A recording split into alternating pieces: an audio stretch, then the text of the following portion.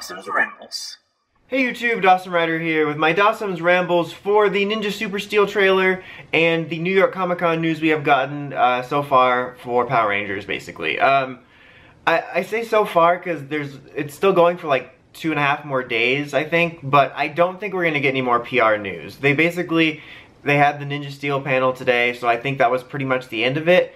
If there is anything really significantly surprising that happens over the weekend, I might do a video for that, but right now I'm pretty sure that's it because they usually get their business taken care of like in this first sort of like you know, D-list half when like the sort of stuff goes for Comic-Con and then the major stuff happens over the weekend and stuff. But yeah, I think this is pretty much all we're getting. I can't see them really revealing anything else. I mean, I could be wrong, who knows? But just because they would probably want one of their major venues to be where they reveal it. But anyway, to get started, the main event, I guess, is they showed a little trailer for the last 6 episodes of Ninja Steel with a little teaser for Super Steel. The Ninja Steel trailer didn't really tell us anything new. If you have been keeping up with the international airings and stuff, you know we saw the 3 Red Rangers, Final Battle-y stuff. But the major surprise, I think, honestly, for me, was the only surprise to come out of Comic-Con stuff. They teased, like, big surprises and reveals, and it was, like, all stuff that everyone either knew about or would be on your top 5 list of most predictable things that would happen. But the only surprise out of all this was in the Super Steel trailer, we saw that Sledge from Dino Charge and Supercharge is coming back. If I remember right, he was killed, like, way in the past, like, blowed up in the time of the dinosaurs. And so, I guess it was nice to be surprised, but it was like the least surprise I wanted. That didn't even make any sense. I'm so annoyed by it. Like, we know that they've been talking about doing anniversary stuff, and there's probably apparently going to be an episode or whatever. And, like, I'm not as excited about it as I should be, but, like, if we had just seen, like, a generic trailer that showed a Return Ranger, it would have been better than Sledge, because if you watch my content, you know I'm just so over Dino Charge, and having it be Sledge just messes with the continuity further. And I don't want to go into too random in a spiel or too long of a spiel, but like, the continuity in Power Rangers has never been perfect, but Dino Charge really messed with it, with everything. And then we have this where you have like iconic monsters in the audience, and then Dino Charge is like, look, the dinosaurs are alive now. So it's just a hot mess. It's basically behaving like Sentai and Rider do, where things are only connected when they want it to be. It's like connected but not.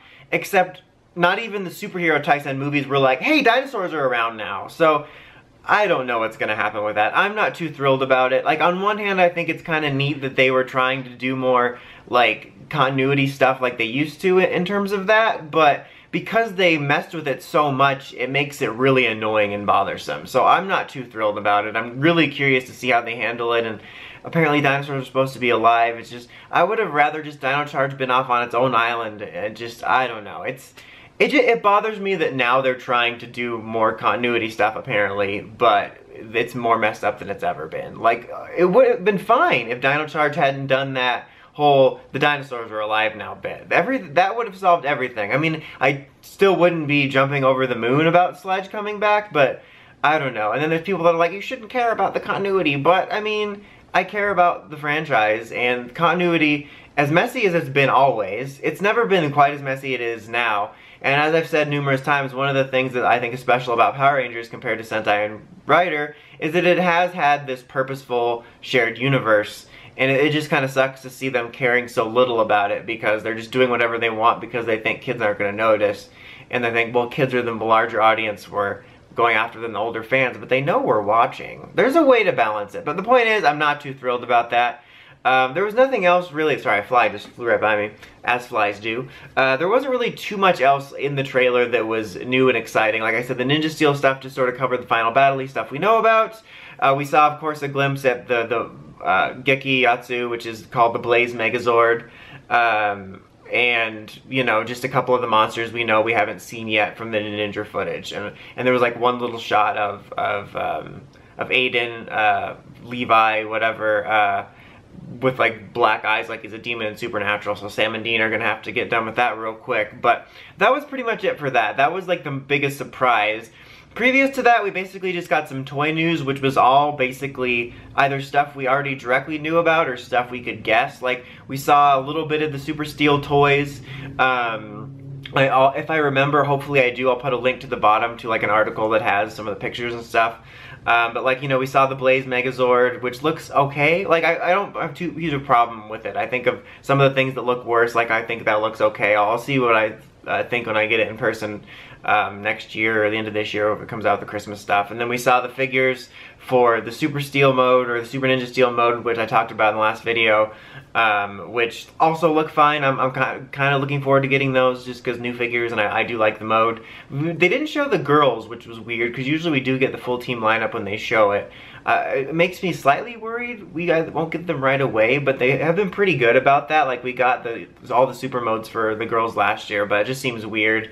And they showed off this like sword thing, which I don't remember. I don't think it's from Ninja, but I don't know what significance it has. It looks really generic. And so does the packaging for it. It was like the same style of packaging as they're showing for the new Legacy stuff, and I'm not a fan. I think they're trying to go for sleeker and simple, but it looks really generic. It could be a placeholder packaging, but I think that was it for the Super Steel stuff toy-wise we saw, because it was just the Megazord, the figures, and that weird sword thing. And then Legacy-wise, we basically just got stuff we already knew about. We got a look at some of the Legacy figures we already knew of, like Zeo and Dino Thunder, which look good. I'm looking forward to those. We got a look at the little individual MMPR Dinozords, which they talked about at regular Comic-Con, if I remember right. And those look fine. I'm not that excited by those. I'll probably pick them up for collection's sake. And it's a neat-ish idea, but I'm just so burnt out on a lot of the MMPR stuff. Like, I'm fine if they want to do like Shogun Megazord and finish that off, but it's like rewinding to season 1 again is kind of obnoxious. And one of my buddies on Twitter like pointed it out that like so much of this stuff like years ago would have been absolutely like mind-blowing exciting. Like, I remember back when I first got into serious collecting again, like not long before I started YouTube, like I would like fantasize about them re-releasing or releasing updated versions of older stuff because I was, you know, tracking a lot of it down on eBay to fill in holes in my collection. And now like they announce something and I either just have no reaction or I roll my eyes, and it's kind of crazy. Like back then, like during, I don't know, Overdrive or Mystic Force, if they announced we're doing MMPR Dinozord releases, I'm like, oh, I'd be like, oh my god. But now it's like, oh, is it Tuesday? It must be Tuesday. So that we saw those. We got an announcement about this. I think it was also at San Diego Comic-Con, but they were doing Automorphin figure releases. And apparently they're just like straight up re-releases. It's like the original packaging with like the new packaging around it looks like. And they're just like the same everything, which is kind of disappointing. Like, I was actually kind of excited for that because the Automorphins were actually one of my favorite things when I was little, so it's a bit nostalgic for me. But I thought they were just gonna like do an update, because everything in the Legacy line so far has been an update, with the exception of like the Legacy original Megazord, which was technically the 2010 revision, but that was still a revision of the original mold. But so this is just a straight up re-release, which I think they said they were considering doing lots of straight up re-releases in addition to the updated stuff. But so that's disappointing, because I was actually looking forward to seeing what they would do with the 2017 version of the Fliphead figures. We did the ones from the movie, which were super weird, but I was hoping since it was Legacy line we would get like a serious attempt at a 2017 update, but they're just the old ones. I'll probably pick them up just to have clean outside of box versions, because mine are like super scuffed up. I still might do a retro review of those before they come out, I'm not sure, but like I have all of them, they're super scuffed up, and then I have like a complete set in box that I wanted to put on my wall, because again, it was like one of my favorite things to collect when I was little. But so that was a disappointment. I was like looking forward to that when I thought it was an update, but now that it's just a straight up re-release, it seems like exciting, I guess, for people that want them or didn't have them or don't want to track them down on eBay, but it's just, I don't know, it's weird. I think that was pretty much it for Legacy toy reveals. The only other thing I can slightly think of is they had like, I think a Legacy helmet, like not like the wearable ones, but like the little display ones of the White Ranger. I think that was the only one seen, and I was like, oh, I guess we're doing that. And then I remember quite a bit ago we did the set of the original 6, so I guess they're continuing that, with which I'm like kind of here nor there about it. Like, I'll probably pick up the White Ranger to finish out that set, and I do like the White Ranger suit, so, but like I don't know how far we'll continue into that, because I guess they could re-release the original 6 individually. Like I said, I only remember seeing the White Ranger picture. I could be wrong, or like not seeing it or forgot. But it's just they're so scared to venture past MMPR. And I want to talk about that just for a second before I get into the other little tidbits of news, which is nothing that exciting for me anyway. But they really are stuck in a rut with MMPR. And I'm like kind of mixed on it. Like, on one hand, I get it, because that's like their guaranteed sale. Like, that will sell the most, because it gets the hardcore fans that want stuff for their collection, like me, who gets it. Even though I'm tired of it, there is stuff I want for my collection and then I want to review. But then they have a chance of appealing to the nostalgia group. So like, I totally get it on a marketing sense, but it also highlights like what's wrong with their marketing, not even just now, but across the brand. And I've talked about this before, and people get mad at me when I say this, but they failed to create multiple iconic eras in the franchise. And so many other franchises that are prominent right now, that are similar, I guess you could say, Transformers or Turtles, even though they also have like their original cartoon or original incarnation that has like the popularity, they also have created multiple iconic eras that people remember. Just like, for an example, like for Transformers, there's a lot of people that grew up in my time that like love Beast Wars.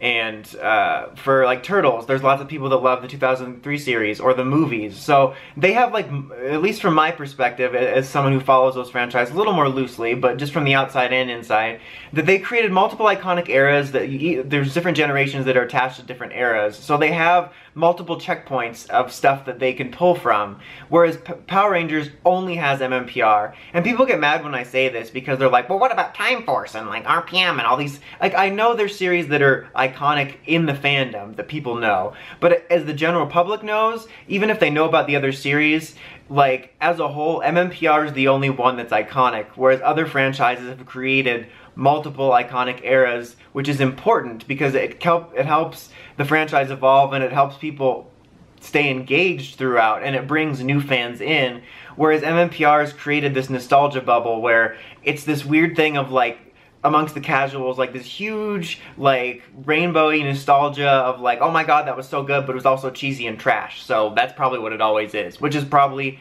a lot of the reason that a lot of people didn't go see the movie. So it's this really kind of toxic situation where I totally get why they're doing it, but it's bad that they're continue to feed into it.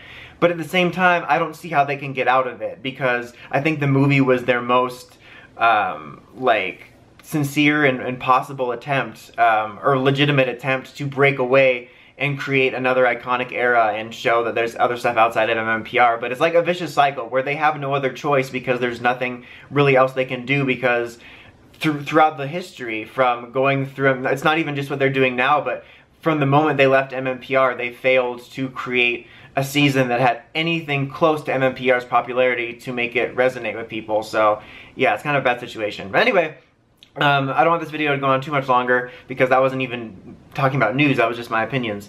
But the only other bits of news that came out is there was stuff about Power Rangers Legacy Wars, which, to be honest, I really don't care about that game, but there was like some character stuff, and like they're doing a Megazord mode, which I just didn't really care about that. If that's your thing, cool. There was a little bit of Boom Studio comic stuff. I actually haven't talked about that too much on the channel, but I do read the comic book, and it's really, really good.